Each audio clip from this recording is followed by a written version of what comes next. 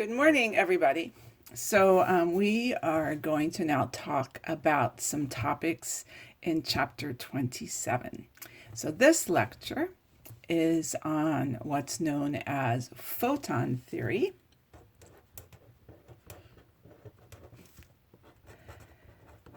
which we'll describe in a second, and what's known as the photoelectric effect.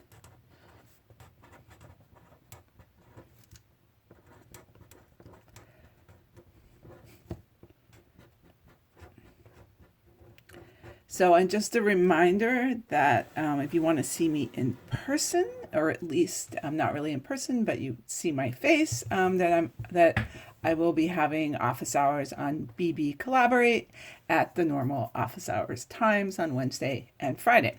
All right, so let's talk a little bit about photon theory first. So we just saw that Planck basically his theory, his hypothesis, his quantum hypothesis to explain the shape of the black body radiation curves required that the energy of the atoms and molecules, that the oscillation energies, be quantized.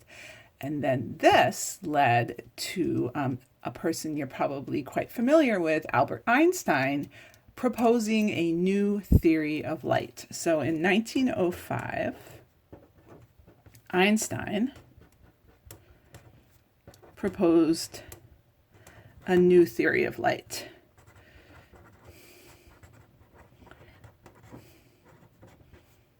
And this was quite a revolutionary theory. And this was, we call this modern physics, even though now it's more than 100 years ago.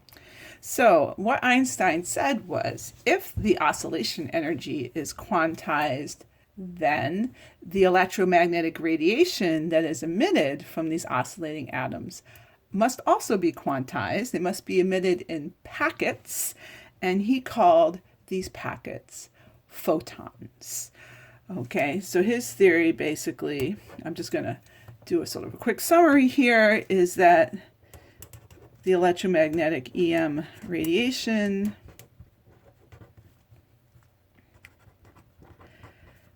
must be emitted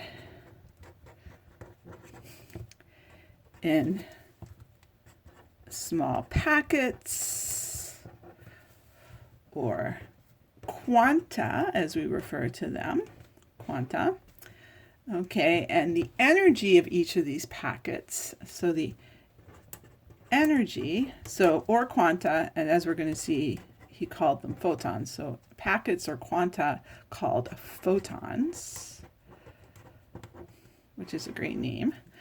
Okay, and the energy of a photon, an individual photon, just like we saw before with the quantization, the individual energy of one photon is equal to Planck's constant h times the frequency of the light that that photon basically represents.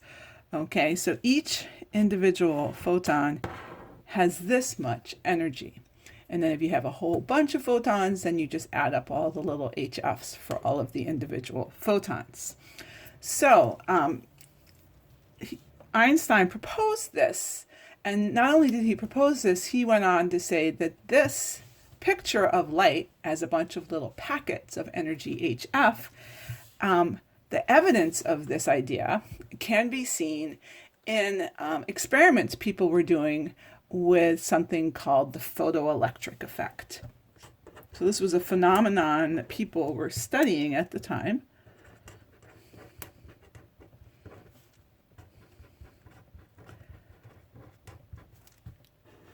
What they were discovering was that if you have a piece of metal, so let's draw a piece of metal, and as we know, metal is a conductor, right? And because it's a conductor, it has a bunch of relatively free electrons in it. So let's draw some little electrons here with minus signs. We've got some red electrons there.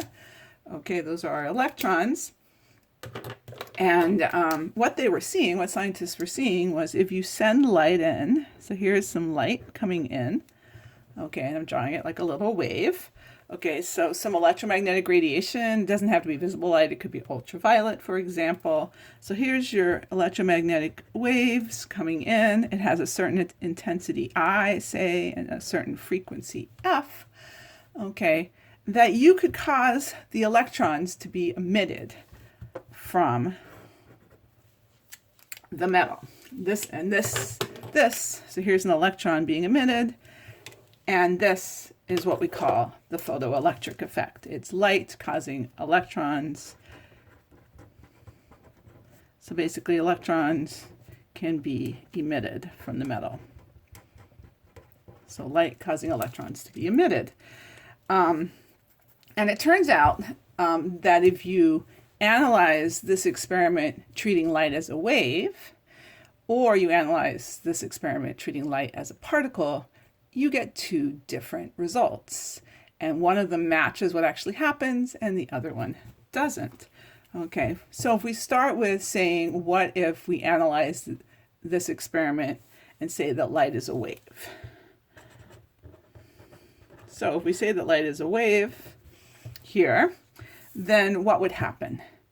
Well, according to wave theory, one, if the intensity, which remember is power per area, if the intensity I increases, so you have a more intense light source, okay, then according to the wave theory,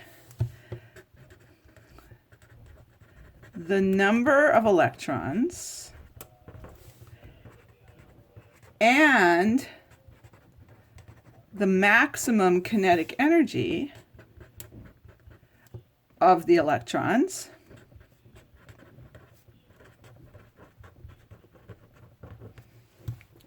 would increase. Okay, so if the intensity increases, the number of electrons and the max kinetic energy of the electrons should increase.